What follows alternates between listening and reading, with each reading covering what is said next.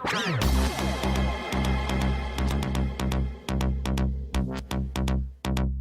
of people are we?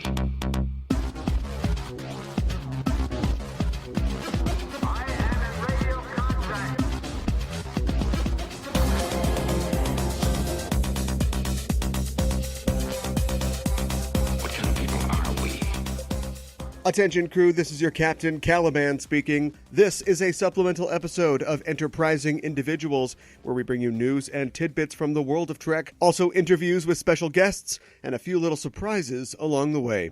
You know that part in Star Trek Insurrection? It's probably the best part. No, not the credits.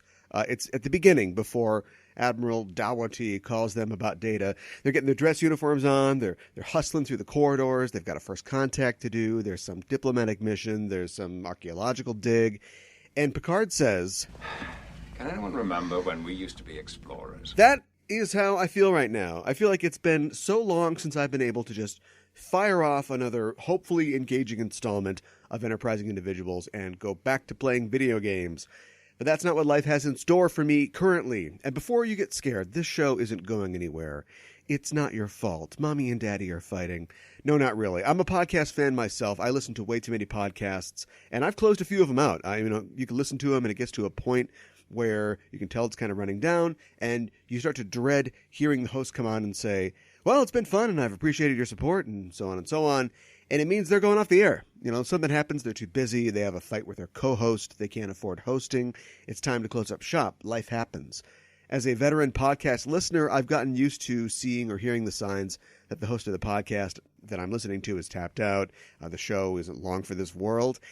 And I just realized that the canary in the coal mine for that situation is usually a late episode with the host talking directly to the audience, saying something like, "The show isn't going anywhere." But we aren't. Life isn't happening to us. We're happening to life. This show is growing by leaps and bounds, and if anything, it's growing pains. That is the issue here. This thing's going to center in the NBA by the time it reaches its full height. And the three reasons I mentioned why hosts quit: too busy, fight with co-host, can't afford it, none of them apply. I'm never not busy. The show wouldn't exist if business was poison to it. I don't have a co-host, though I fight with myself sometimes. Shut up. And I can afford to do the show thanks to the generous contributions of the patrons. So we're moving past our scheduling issues. We're solving our technical hiccups. We're planning out an insane second half of 2019. And we're getting back to being explorers again, or in this case, explorers of the series, characters, and stories of that good Star Trek that we love so much. Here's how insane things are going to be in our future. I just found out we are going to Shore Leave 2019 in 2 weeks. Shore Leave is a fan-run convention in Maryland, and it's all about space sci-fi from Trek to Stargate to Andromeda, Dark Matter, Killjoys, all that great stuff. Plus, it's a hub for a lot of Star Trek novelists, many of whom have appeared on this very show. And I hope I get a chance to sit down with some of them and talk some Trek. So stay tuned for a supplemental episode about that very soon. I've also assembled a crack team of panelists to talk about Star Trek and feminism on an upcoming show. Star Trek gets a lot of praise for being feminist, and it's undeniably feminist, but some of those TOS and early TNG episodes, not so great. So we're going to give Trek a report card vis-a-vis its feminism in its early days, and we're going to talk about how things have thankfully gotten better. And, oh yeah, David Mack is back on the show next week talking about the episode that he wrote of DS9, Starship Down, and the process of writing it and seeing it being produced. And he is really way too humble about the whole thing. He is super retiring. I love that episode, more than him, I think. But we're going to get to the bottom of the episode, so keep tuning in for all of that. Now, this week, part of the Warp Core is going critical thing with the show is that some of the content that we planned for Pride Month, which is this month, had to be cut for scheduling and technical problems, which is extremely frustrating. However, I was very fortunate to get a chance to sit down with Heather Ray to discuss Star Trek and the relative gayness thereof.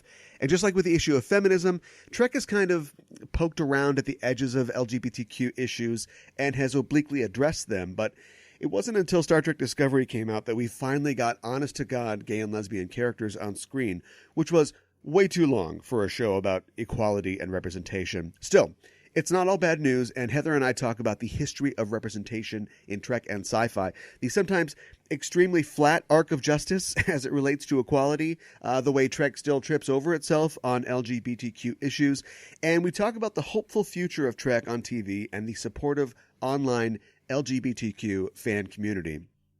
One quick note on that last point. Shortly after we recorded this interview, Heather got involved with a clash with William Shatner, of all people, on Twitter. Suffice it to say, she tweeted something thoughtless and something unconsidered about Shatner, which she shouldn't have done, and she's since apologized for. Shatner, for his part, went nuclear on her, and he sicked his Twitter army of sycophants on Heather, essentially driving her off the platform. I don't really know exactly the particulars of what happened, but from the outside, it looks like someone said something mean about a famous person, and then that famous person spent an entire morning making sure that they could never tweet again. We talk a lot about online civility in this upcoming interview, and it's going to seem a little ironic, but remember, we're all one thoughtless comment away from getting into trouble online, and that, if for no other reason, is a good motivation to keep it civil when talking to people on social media. Heather knows that now more than she ever did. And as for Shatner, he's learned nothing. He claimed repeatedly that she threatened him with death. She did not. And he ranted for hours about SJWs and their conspiracies to get him. And subsequently, his fans, here are the quotes there, threatened Heather with hundreds of rape and death threats. So where exactly is the justice here? Talk about breaking a butterfly on a wheel. But hopefully, Mr. Shatner will one day recover from this experience. Do you know how often lesbian, gay, bisexual, transgender, and queer people are attacked online? And let's face it, in real life, it's a lot. Normally on the show, at this point or at the end of the show, I'd take time to plug my Patreon. But that's not important right now. What is important is providing support to LGBTQ adults and teens who need it. Please consider giving to LGBTQ charities. I'm including a few good ones in the show notes. There's the Human Rights Campaign, which is a civil rights organization which seeks to influence state and federal lawmakers to defend the rights of LGBTQ citizens. There's the Night Ministry, which is an organization that provides housing and health care and human connection to the homeless. Did you know that LGBTQ young people are 2.25 times as likely to experience homelessness? It's true. So they need your support. Also, there's the GLBTQ Legal Advocates and Defenders, or GLAD with one A, a group that fights discrimination based on gender identity and expression, HIV status, and sexual orientation. They are out there fighting in the courts for people who need help, and you can help them by donating. Links to all of these great organizations are in our show notes. Come on, Pride Month may be ending, but the support has to continue, so navigate to these web zones and pledge some support. Get involved. All right, that's it for me this week. I'm headed back to the podcast Minds, but enjoy my conversation with Heather. Come back next week for a talk with David Mack, and also be looking for, in 2 weeks, our live show from CVG 2019 talking about Star Trek 2009. It's going to be great. With that, let's get underway. Heather, welcome to the show. Hi, thanks for having me. Well, it's great to have you here. I always ask first-time guests on this show how they first discovered Star Trek. When did you first become a Star Trek fan? Oh, man. So I had a weird start with Star Trek. Do tell. Well, I remember watching it. So I was a nerd as a kid, right? Like I grew up in rural Kentucky until I was about 9, and it was a weird environment. Like nerdy things weren't cool, and Star Trek was for nerds. But I was still like, I don't know. By the time I moved down to South Florida, like I was always watching nerd stuff on TV. I got really big into like Fifth Element when that came out, and Stargate and Sequest and all of those things. And I remember watching an episode of Star Trek, and I can't tell you which one it was. I'm pretty sure it was Voyager, and I thought it was terrible. And it could have just been a terrible episode of Voyager. It's possible. But I just remember watching and thinking, wow, like this dialogue it felt like it was just being read off of a page. And I was like, oh, well, I guess this one's not for me. And it wasn't until I was an adult. That was probably middle school or so, I think, when I saw that.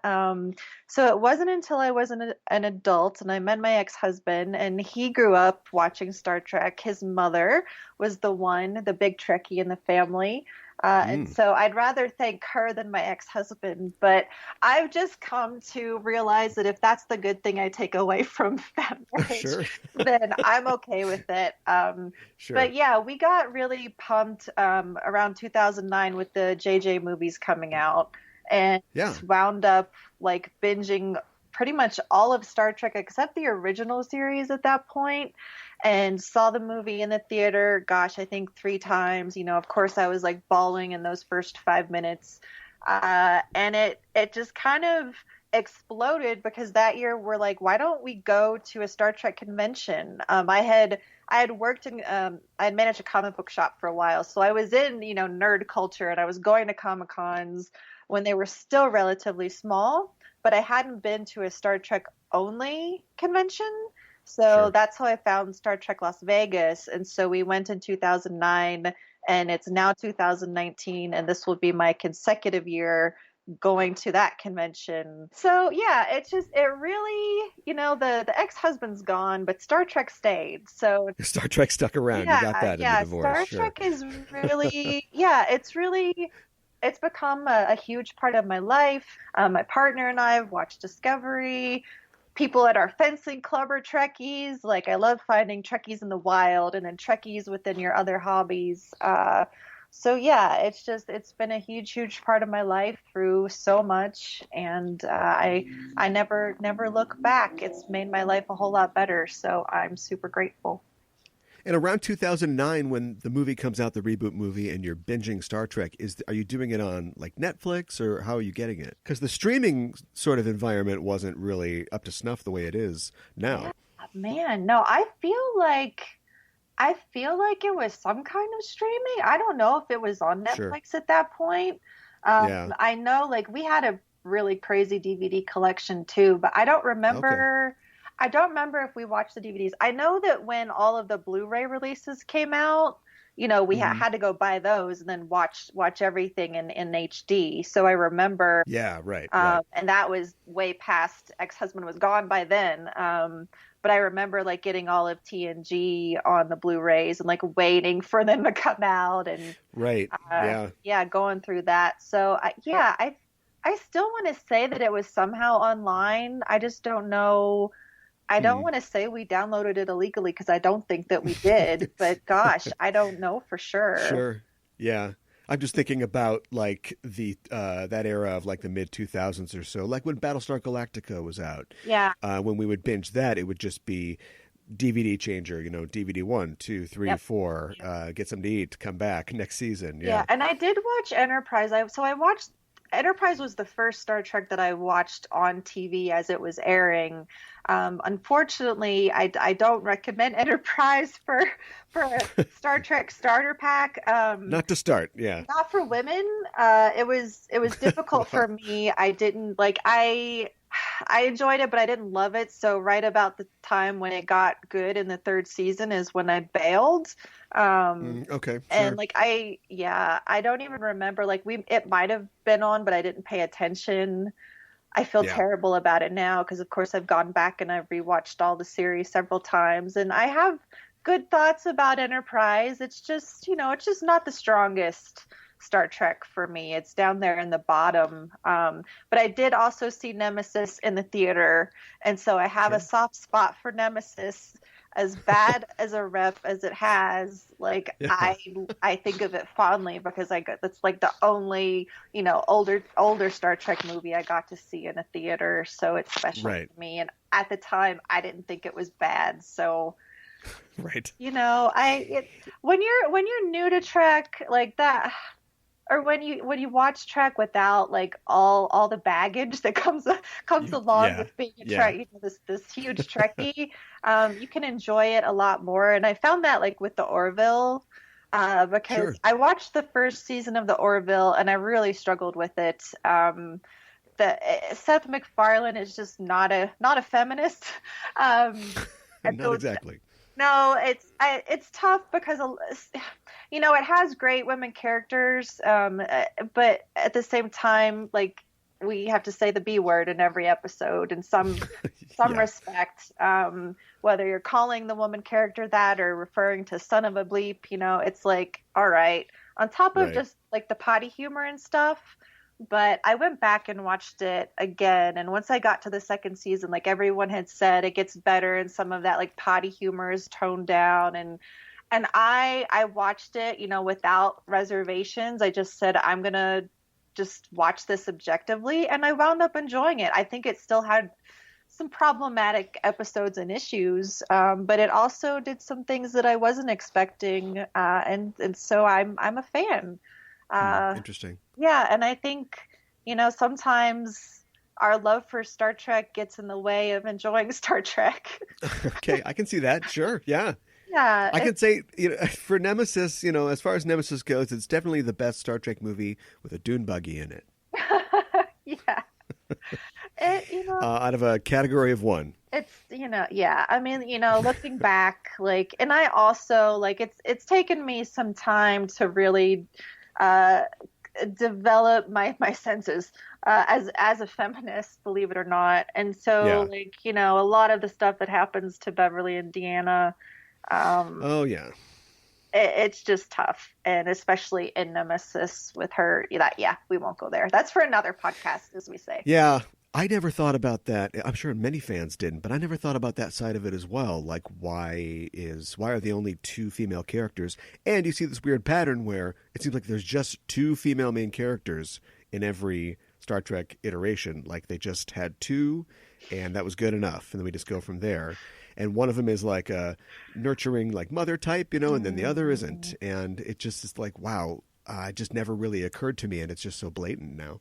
Yeah, and I wish I could tell you a reason, you know, beyond misogyny, because it's not, and it's really tough, because I think it's important to have varied perspectives, or at least, you know, multiple voices when we're talking about these things, because Yeah. Star Trek has a confusing history, you know, with messages of Yeah, empowering and uplifting women and women of color, while also being very misogynistic at times, and it's confusing. It reminds Yeah. me a lot of Playboy.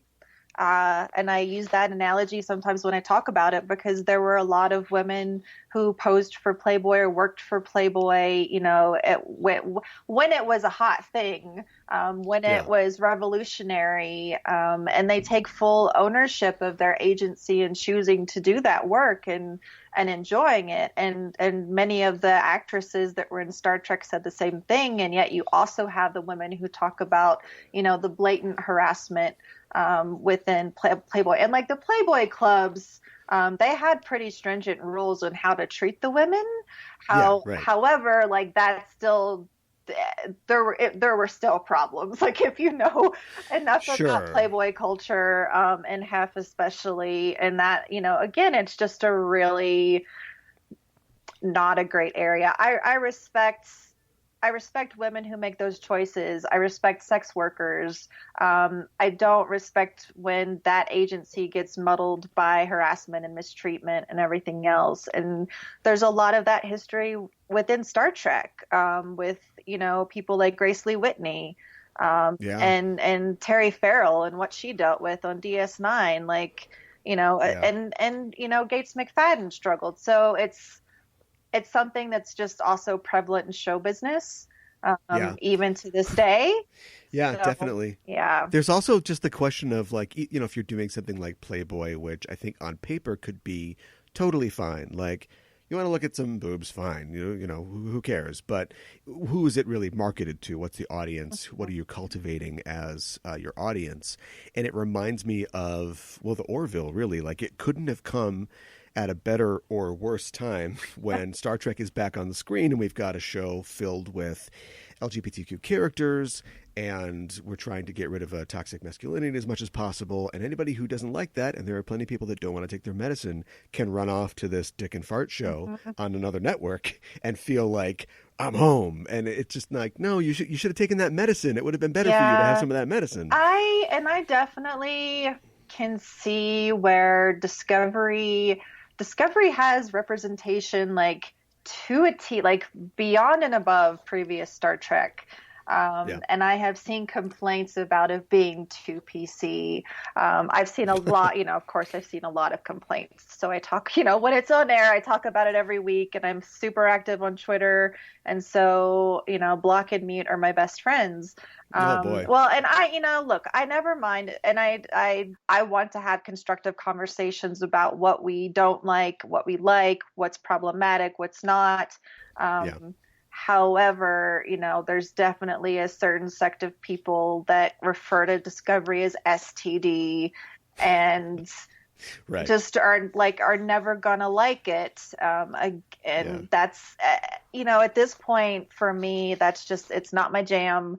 I don't think Discovery is perfect, but I do really like it. I think that it is very different from the Orville.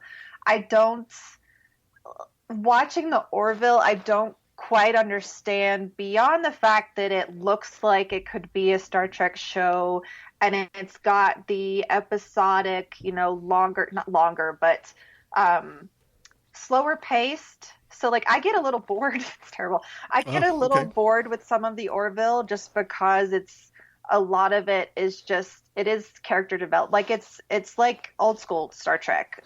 We'd have an episode about one or two characters, A plot, B plot, and you've got four main characters.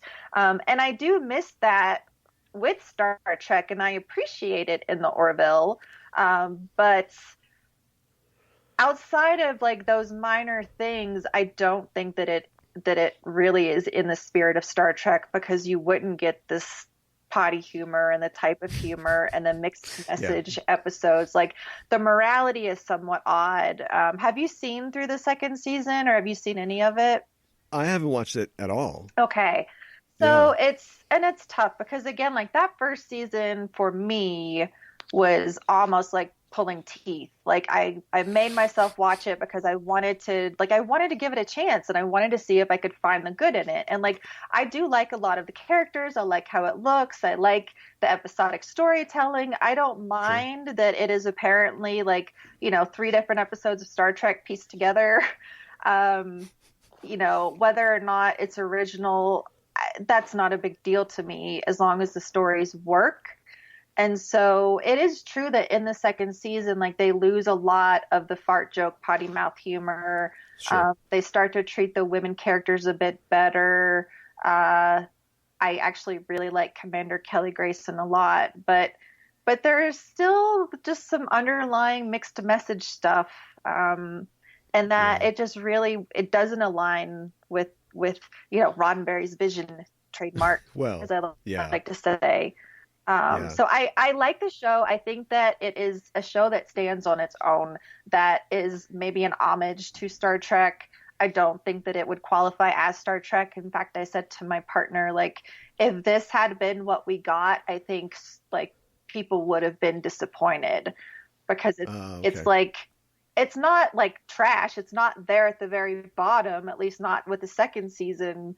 But somewhere in between the Orville and Discovery, I think would be maybe a more perfect vision. And I only say this of Discovery because Discovery just puts so much in these seasons that it's often hard to keep up. It's fraught. Yeah. Yeah. And the turnover behind the scenes with these, producers and writers coming and going. Yeah.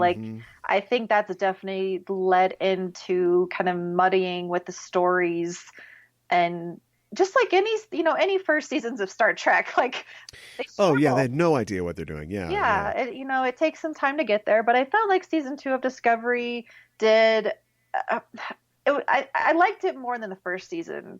I missed some of the development with characters like L'Rell. I didn't really love what they did with her. And Ash Tyler, I was like, oh, there could be so much more here. And then we could talk about Culber and Stamets.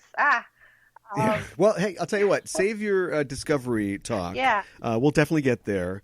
I was going to say about social media. It's so dumb. I feel like the lesson that people tried to learn in 2016 when Trump was elected on the sort of left was that we're too in our bubbles and we're not engaging and we don't know what's going on out there.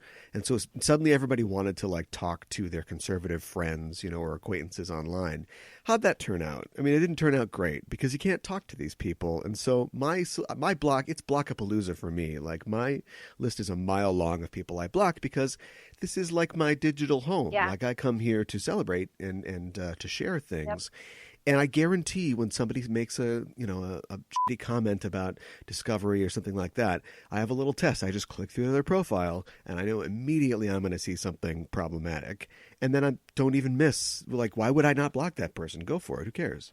I usually, so like at this point with Twitter, I don't have a huge Twitter presence. I have just shy of about 4,000 followers. And, you know, I am there to engage with my Star Trek Twitter family. Like Twitter is now my favorite place. I don't care for Facebook because it's just not the same type of interaction for me.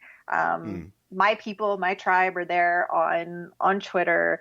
And so like I do tweet a lot of positive messages about Star Trek. And Right.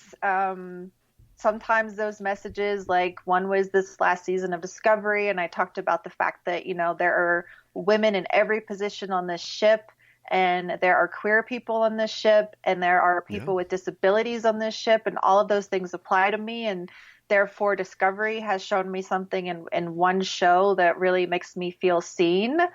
And that did get a lot of attention, and it got a lot of positive attention. But then I have to go to the tweet and read through the replies to see the ones that I normally wouldn't see. And I do that so that I don't miss the positive stuff because I like to engage. I like to at least give it a heart and say, thanks, I saw your response type of thing. Yeah. But there were so many comments about, haven't you seen the rest of Star Trek? Which got like, come on, people. There were comments about there being gay characters. There were negative comments about having a woman admiral and how, you know, she was promoting genocide. There were people, you know, talking about how stupid it was for Spock to be dyslexic. And so it's, you know, that's why I choose not to see responses like that. So it's difficult because then I don't see things always from people who I, you know, say positive things. And the negative stuff is just, it's so characterized by, because I feel like inclusiveness, societal acceptance of gays and lesbians is strong enough that the haters can't just say that they hate gay people on the show. You know, they can't use the F word or whatever. So they have to find these oblique things to criticize. And the thing that I always see is you post something like that, like somebody posts something about how they love like Jet Reno, like she's really cool, and they're happy that we've got an inclusive show with a character like that. And they'll be like, oh, we get it. You know, there's gay people in it. Can't we focus on other things? Like it's a whole, you know, inclusive society. And it's like, I don't think so, man. This song that you're hearing, you're going to hear this song over and over. Yeah. It's an awesome song. It's Get Into the Groove by Madonna or something like that. We're just going to keep playing it. You know, the reality of our future, the future is queer and colorful, as I like to say. Like, you know, white cis men are not going to continue to rule the world. And so you need to get comfortable with those things because you're just not going to be the majority at some point. And you know, I often tell people that I curate my social media experience. And when I do that, I'm not trying to block out people who disagree with me. I'm only blocking out people who are approaching me from a place of hate, bigotry, ignorance, without, you know, any desire to change their opinion or even listen to my opinion. And so I'm very fortunate that I have plenty of discussions with other Trek fans and just other people in general disagreeing about things and getting varied perspectives about all kinds of issues beyond Star Trek. I just don't want to engage with hateful people or with people who harass me. And that's a reality for me as a queer woman. Like, as a woman, like, there are many factors there. And so I just decided I have to protect my own mental health and emotional health. And I want to keep enjoying the happy, wonderful, positive Star Trek community I'm a part of. And so that's where I go. I do know people that, talk to both sides of the spectrum. Like, I don't like to talk about it like there's two sides, but well, there are. I mean, at the end of the day, it very much is kind of like that. And, again, you just continue to get that argument of, well, I want to see varied perspectives. And I'm like, well, yeah, but why do you want to tolerate people who are like championing those perspectives from places of hatred that condemn your friends? Like, I don't understand that quite as much. I have a friend who will talk to anybody, who will take, positive, agrees with them, negative, doesn't, whatever. She will treat everybody, even friends, maybe a little bit combatively, but like she will just engage with whoever. And sometimes it leads to like, okay, I guess we agree in different ways. Mm-hmm. Sometimes she'll go 30 replies down, and I can just see this from my position, in her feed or whatever, and thinking, why are you doing this? Like you're coming to it from a place of openness, I think, but they don't care. Yeah, if you can't tell that you're like making any change or having an impact, and you're just getting ignorance or not persistence, word I can't think of. Like, why waste your energy? That's just my thing. Like, I don't. Yeah. I will fight certain fights, but I'm not going to fight a fight where I know the other side is not going to listen or be open. Is disingenuous about, right. I mean, the reality is I'm probably just way too progressive for some of the people who would be open to having those conversations. And I can't help but be that way. Like, I am who I am, and then I am an ally to people who are oppressed that I am not in that same, boat. And I'm going to fight for those people. So that doesn't always come to a great conclusion that people who don't believe in defending others. So that's great. I wanted to ask you about Body by Starfleet. I've seen a lot of people posting with the hashtag. There's a Twitter account. But how does it work? Do you have to work out in a Federation uniform? Nope, you can. So it was kind of random because it actually started just with a hashtag that my friend Adam Drosen created back when we were prepping for STLV, and we were all working out and like sharing our pictures and motivating each other. And that got turned into not either of us, but someone else made a Facebook group for it. And so and then I run the Twitter. And so basically it is just a group of Star Trek fans motivating each other, sharing their workouts, sharing their workout tips, just people looking for motivation and support. So like in the Facebook group, which is Body by Starfleet, they do like Fitbit. I don't know if it's a contest, but like the challenge, weekly Fitbit challenge, and also like Apple Watch. So all your trackers that count your steps and stuff. So they'll do that every week to keep people motivated. But it's been really great. I've been working out pretty steadily at Orange Theory, which is a high intensity interval training type of, it's like a membership thing you sign up for in their classes that you go to. And I joined that, about 4 years ago. And it is another thing that changed my life. And I do that because I have fibromyalgia. And so that high intensity exercise actually helps manage my fibro. Sure. But it's just really fun and a good way to, again, that community spirit, just keeping everyone motivated and working together. And especially if someone gets injured or, has a surgery or something and they can't work out, like we're still there for them. Like, so Well, that's great. I mean, I definitely need motivation to do that kind of stuff, so I'm going to check that out. Awesome. Thanks again for joining me on the show today. June is, of course, Pride Month, and I've already seen a lot of posts of celebration and support from Trekkies on Twitter. And I'm part of a few couple fandoms online, and I think Trek fandom has probably the greatest amount, or I guess I should say the greatest visibility or representation of LGBTQ fans that I've seen. Like, I'm positive there's gay and lesbian Star Wars or Stargate fans, but I don't see organizations for them. Maybe I don't spend enough time in those online spaces. Oh, I don't know what to say because I'm not big into any other fandom right now either. Just Trek? It really, I really am. Like I love Stargate. I have Stargate tattoos. I have Lord of the Rings tattoos. I have Disney stuff. Like I like other. Yeah, where are the gay Lord of the Rings fans? That's what I want to know. I don't know. I mean, I know that they're there. Sure. And I don't know. Look, I don't know. Even with Star Trek, I'm not entirely sure, the why behind it.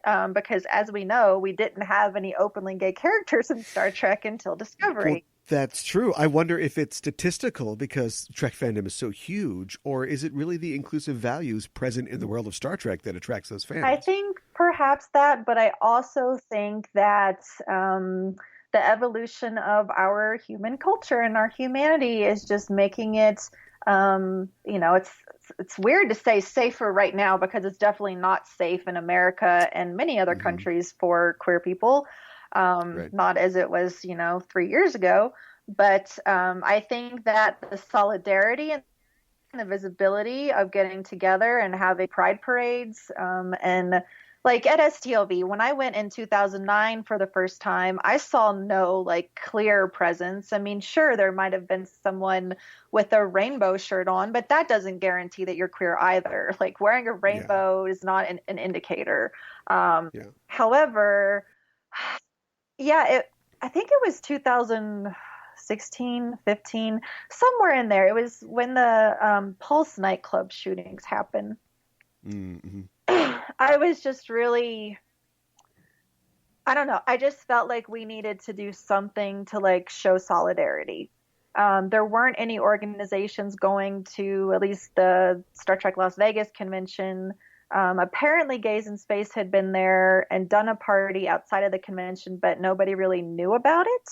And so I organized just a photo op meetup, kind of just a celebration, a little meetup. And then we kind of, walk together through the hallways just to be like, we're here, we're here and we want you to know that. And we want your allyship. Sure. And so we've done that a couple years since, and then started having just more events. And I've talked to other people and they do notice that there just is more of a presence. And, Gays in Space has come back and has had advertised parties. And then now, we've done Night of Diversity just because it's important to have more than one LGBTQ presence, right? We're not all homogenous. We're not all the same type of people. And so it's important to have multiple faces and spaces and places to go to. I want to believe that Discovery has helped some people feel safer in coming or just encouraging them to come.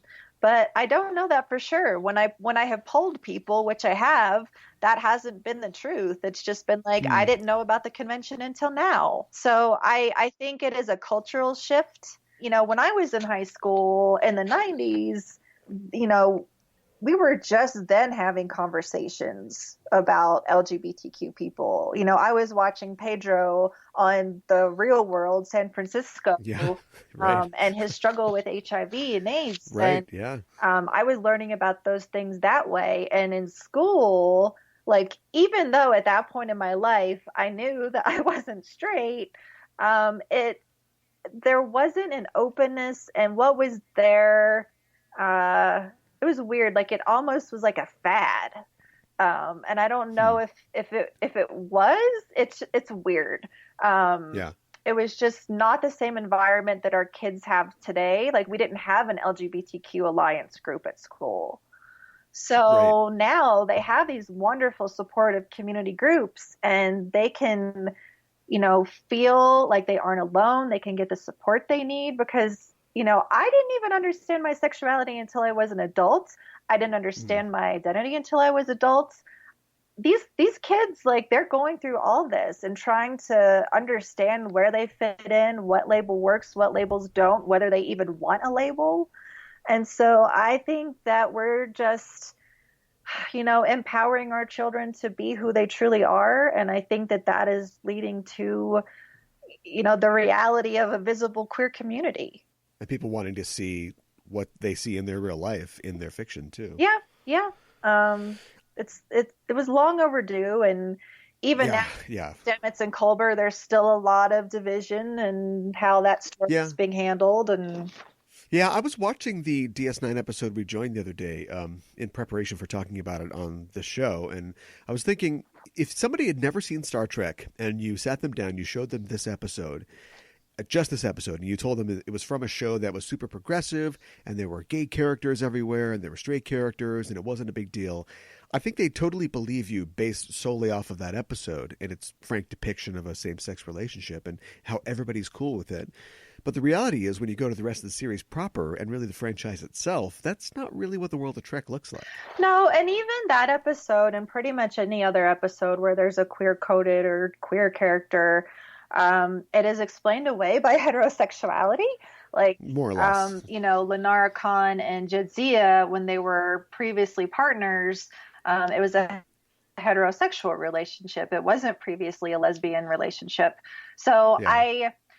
Again, it's kind of a double-edged sword, and there are many people who watch DS9 and who identified with Jadzia and who appreciated that kiss, and there are a lot of people who think that it wasn't enough, and that can really continued even with making Sulu gay and beyond.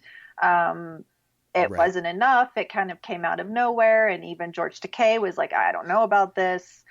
So, yeah, George Takei, who, I don't know if people know this, but George Takei is a gay man. And he was like, I don't know. I don't think Sulu's gay. It's like, okay. And he's a huge, big advocate for the community. So that was kind of like, oh, well, I want. All right. But again, it did kind of come out of left field. And I totally appreciate sentiment and having that moment in the theater and watching Chris Pine's Kirk look out and watch Sulu and his husband and daughter walk away. Like, I cried. Like, I needed that. I needed to see that moment. And I appreciate that in DS9, like, I think there's a meme that's going around. It goes around from time to time, but it's where Jadzia is meeting, I don't remember who it was. It was another Klingon. Oh, and I just watched, I think is it Blood Oath, where he knew her as Curzon, and she's like, yes. He's like, hey, Curzon, and she's like, no, I'm Jadzia now, and he's like, oh, Jadzia, I love you. Like, he just accepted that transition with no reaction. Yep, and so, no problem. I would say, like, I think of all the characters, Jadzia is probably one of the most amazing for the community. She has been for me.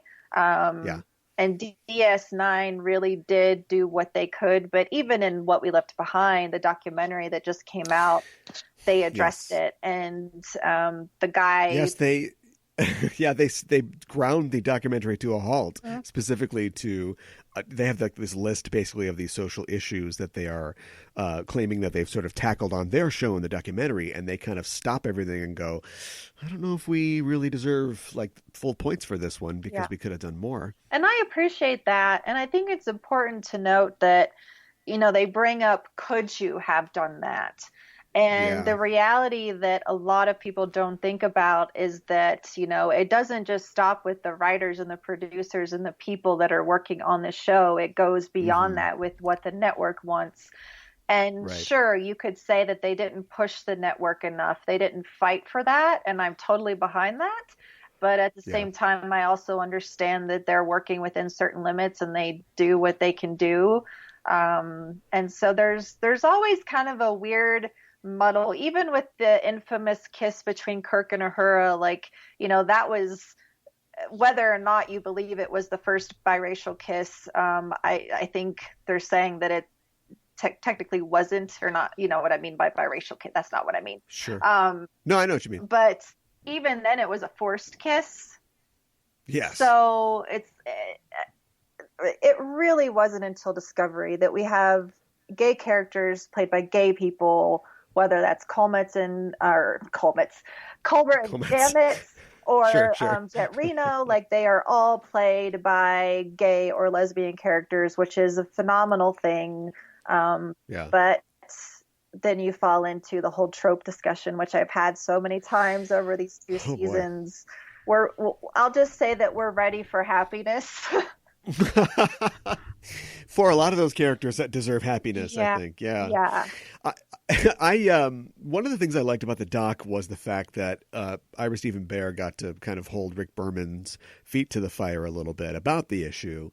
And I don't remember the exact wording, but Berman basically came back and said, we wanted to do things like this. Trek was important for pushing these issues and these storylines about social justice forward, but if we got canceled, we wouldn't be able to do that anymore. Yeah. And I think that was sort of the prevailing thought at the time. So I don't know, if you hate Rick Berman, that's another reason to hate him, or if you're an apologist, you can see how his hands were tied.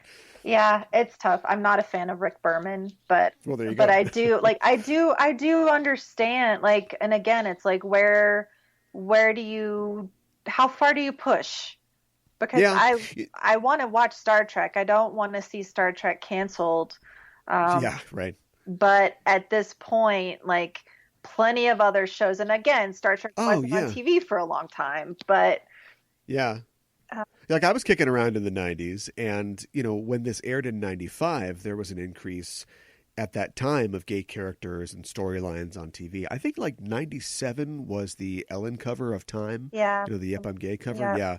Which is kind of the peak of that. So Star Trek, at least in its own way, tried to get in on that. But outside of that gender-swapping Trill character and some characters like the Intendant, I guess, there's no openly gay characters. There's no openly gay actors. And we wouldn't get like alien analogs or non-hetero people really a lot in the rest of the series and to the end of Enterprise. Yeah, I know that they talked about making Malcolm Reed gay, but Dominic Keating really was not okay with that, unfortunately. And so that didn't happen. So, I'm glad that they're there now, and I love them, and I love everything that Anthony and Wilson do. And I love having Tig Notaro, and I believe there are more queer characters in the show that we're just not totally sure about yet or don't know yet. Okay. Sure. Well, I think there was some discussion about Kayla Detmer, and apparently David Mack, when he wrote, I think it was, Desperate Hours. I get them confused because it's like Desperate Hours, Drastic Measures.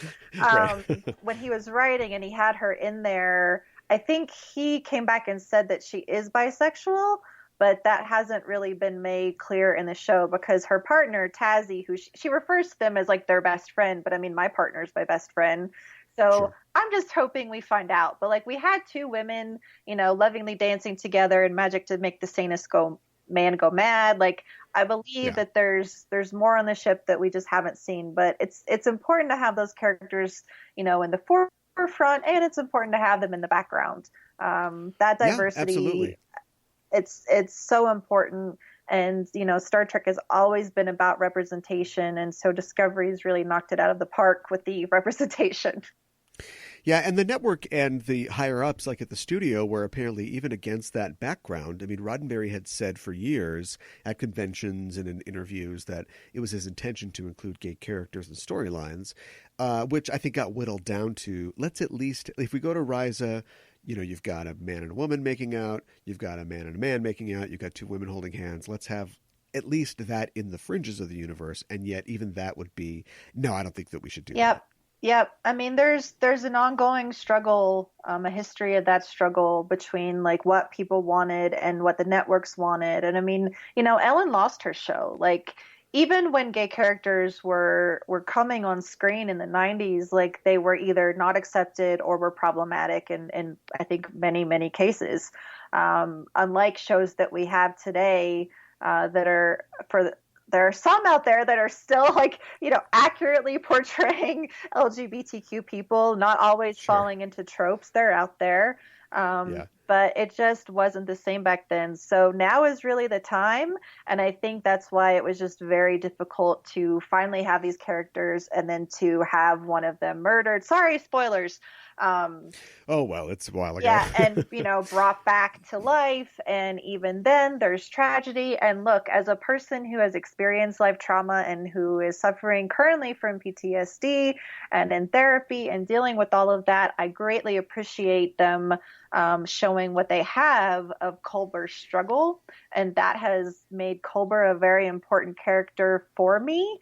But at the same time, it seems pretty consistent with most of my friends in the LGBTQ community that we're tired of the tragedy.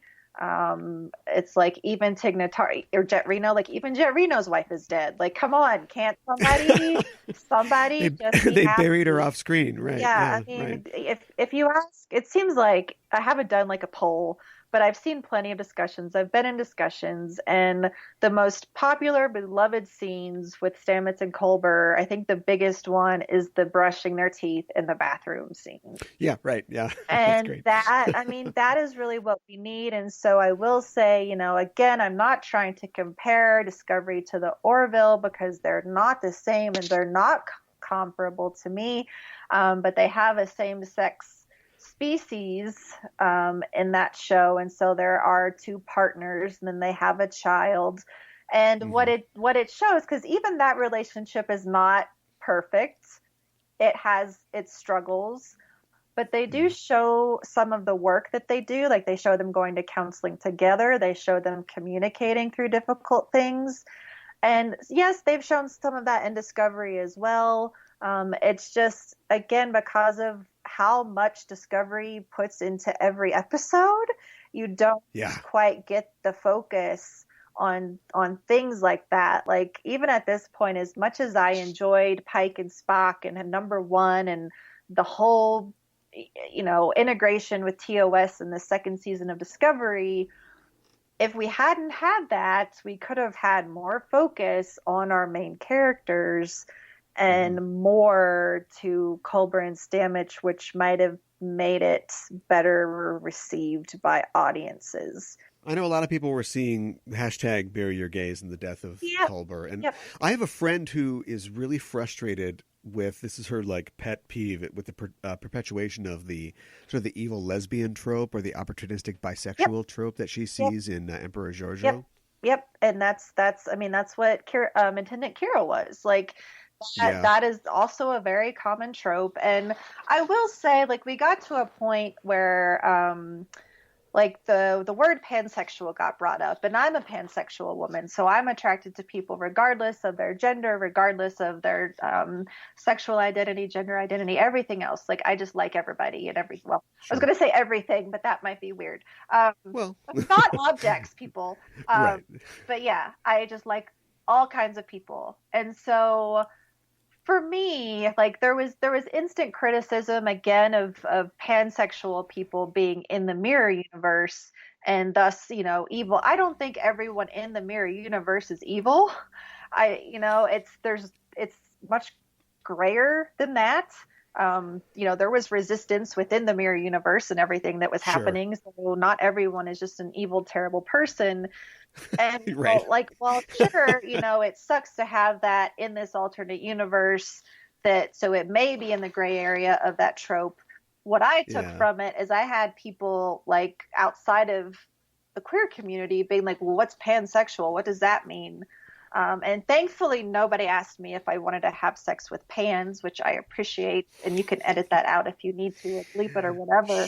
No, that's fine. That is a question I have gotten before. And no, I appreciated that people were asking and I got to answer and talk about who I am and clear up any misunderstandings. So just having the presence of that word was important to me. And in the context of how that scene worked, I didn't feel like it was a negative thing at all, really. But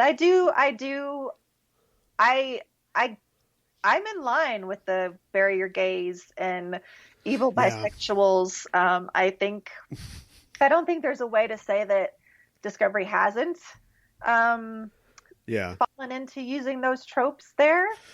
But it seems like it, yeah. I mean, in defense of the whole Mira Giorgio thing, she is a provocateur as a character. And so, I don't think that we have a character sheet for her exactly. But if coming on to a gay man who's not interested in acting predatory is going to make him uncomfortable, I guess I can see why the character would do that.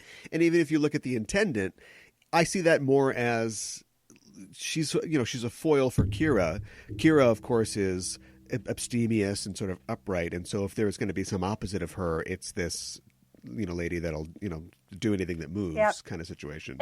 I guess I see like the math of it, but it still comes off like it definitely is not okay. Like, being a person with sexual agency shouldn't be something that's taboo or in the mysterious evil universe or anything like that. So we want to work against those things. So I definitely Like, I'd love to see, you know, a trans character in season 3, Yeah. or, you know, in some of this other myriad of Star Trek that we're getting. I'd love for George Alivasos, I think is how you pronounce his name, and I'm sorry, it's not in front of me, and I always get it wrong, but he's the guy in the wheelchair. And Oh, you sure. see Yeah. him like in several of the episodes. They call him out in Magic to make the sanest man go mad for his sacrifice, because we assume he was injured in the war, but he doesn't have Right. any lines. You never actually know his name. Yeah. He just kind of cruises by. It's like, oh, it's that guy. Yeah, Yeah. and it's like, well, on one hand, like, I definitely appreciate that presence, but where does that start to fall into tokenism when you just have someone there to have them there and you're Yeah. not recognizing them in any way? And that's kind of where even number 1 became a little bit of a hot button issue, because where are we going to find out her name? Interesting. Yeah. You know, you would think, and it's something that I noticed watching the Romulan episode that you recommended that I can't. Oh, yes. The Enterprise incident. Yes. And so, you know, the Romulan commander, like, she doesn't have a name until she whispers it to Spock. And we still never find out what her name was. And I guess they do that for mystery. I don't know. Right. But it's, you know, I appreciated that with Discovery, like, you know, Pike did call her Una, which was very difficult to hear because it happened very quickly and it didn't come across on the closed captioning well, but it is there. But when, you know, she's being questioned and they asked her name, she says it's number 1. And so I'm okay with that, because she's showing that agency of claiming that name. It's not like throwing a nickname at somebody, which was another area that it really upset me that they started calling Owashikun Owo. Oh, interesting. Yeah, and so that lost me some Facebook friends. But it's her name, and this is just me and the way that I work. And when names are difficult to pronounce, people, especially white people, tend to come up with some nickname to make it easier for them. Okay. Right? Okay. And so the fact that apparently Tilly called her this first, and then I didn't notice that. I noticed when Pike called her Owo. And I had noticed that different characters pronounce the name differently across the board. And it just bothered me that instead of having a scene with her saying, oh, just call me Owo, it was, you know, white characters taking, and I forget where the character's supposed to be from, but, you know, taking a character with a name that 3 different people have all pronounced differently and shortening that themselves. And then just shortening it. Yeah. Yeah. That's just. Yeah, I can see that. Yeah. Because I always just thought it was sort of like a Scotty type thing, you know, like a term of affection. But I can see how it's like, yeah, you could just add 2 more syllables. That's not that tough. It's a little different. And especially when it's an ethnic name. Like, I even hate to say ethnic name. I get really. I know what you mean. But, you know, a lot of people accuse me of overreacting, and, like, you know, it's fine but at the end of the day, and it's okay if they talked about, like, Olatunde Osunsanmi, the producer, I think he's executive producer, or I can't remember, but director. Yeah. And so they call him Tunde, I think. And I was like, well, sure. And I don't know if he was given that nickname or recommended that nickname or what. And I totally get how nicknames can happen. And that is all fine and well. I'm just trying to reinforce the reality of what happens to people. And, you know, it's not cool to shorten someone's name by your own accord without their consent. And that was, I agree, Heath. Yeah, like, that's the bottom line, you know? And trust me, I hate being called Heath. My aunt called me that forever. I'd rather be called Pumpkin. But yeah, so my minor rant about that. We found a sore spot here. We'll move on. Besides a particular fullness of time, do you think that Brian Fuller, the co-creator of the show and a gay man, was one of the chief architects of the new face of Trek that we see in Disco as far as LGBTQ representation, or was this just inevitable? I think this was inevitable. I think that they knew it was time, because he wasn't the only person behind this. You know, he wasn't the only person involved. Oh yeah. in creating this. I think from what I've seen with Discovery that this was all very intentional from the beginning, having that representation. Yeah.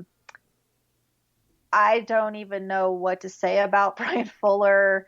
I don't know either. I've Yeah. watched many of his previous shows. I've enjoyed them. I loved Wonderfalls, was probably one of my favorites. Oh my God. Yeah. Yeah, and so it was definitely disappointing to have him leave, be fired, whatever. It was even Yeah. more disappointing to hear about rumors of like bullying from other producers that were let go, especially several of those being gay people. And so, again, there's a lot of confusion as to why the gay characters have these tragic storylines when there are so many queer people behind the scenes writing them and what, I don't know. Yeah. It's a weird space. Yeah. And we don't, every time you think that it's sort of shaken out, like we get something else. Yeah. So now that we've got Kurtzman himself and now Michelle Paradise running the show, I'm just fingers crossed to just make sure, keep everything copacetic, and we get to go through an entire story or an entire season with two people running it, and we see what we get. Yep. Like I'm looking forward to that aspect of I it. am. Is there a line that will cross, do you think? Maybe we won't know or feel it, but at some point, knock on wood, we'll achieve total egalitarianism and equal representation in Trek. But we'll still need some characters to die, and there will be oversexed characters or characters who weaponize their sexuality, and they'll be gay, but it won't make you think of these threadbare tropes that we're talking about. Will there be a point where we can stop being wary of that? I hope so. Yeah. Yeah. I think so. Evolution is slow. And that is what I say. Like that is something I keep close to my heart every day, because when you I just finished reading a book by Sarah McBride, who's a trans woman, and she's works for Hillary Clinton's campaign right now, and it's basically her autobiography and talking about all of the work that she did with the Obama administration and fighting for trans rights. She also lost her partner, who was a trans person who died of cancer, and it was extremely tragic, and they were very young, and it's a very moving book, and I look up Sarah McBride and read it. Sure. It was very difficult to read about all the wonderful things happening for protection of marginalized people during that administration, and then to come back, put the book down and come back to the reality of what we're living in now, and the fact that all of, many of the rights that people worked so hard to get for us are being stripped away, especially for my trans family. So I just tell myself evolution is slow. And just like how I talked about the fact that our kids are becoming more and more comfortable with being out and with exploring their sexuality and their identities, I do have hope that one day, like I said, this world will be queer and full of color, and a lot of there will still be hate in the world as long as there are human beings. I think that's a sad reality. I don't think we're going to find a Star Trek utopia. I don't think a utopia is possible, but I do think that we will, not in my lifetime probably, but sometime in humanity's future, maybe after we go to Mars. I don't know. People talk about what will really happen when we make contact with life outside of our planet, with sentient life and aliens, and that if there's ever a threat to our planet, like an alien invasion, we'll have to come together as a world. And, maybe that will be it. I don't know. Right now it's kind of scary out there, but I hop on to YouTube, which sometimes is the cesspool of the internet. But I curate my other social media. I'm pretty lucky to get to watch some amazing channels on YouTube, especially those that give a voice to marginalized people. I think that is a gold mine for people who live in rural areas or who are sheltered and don't know, you don't know a trans person.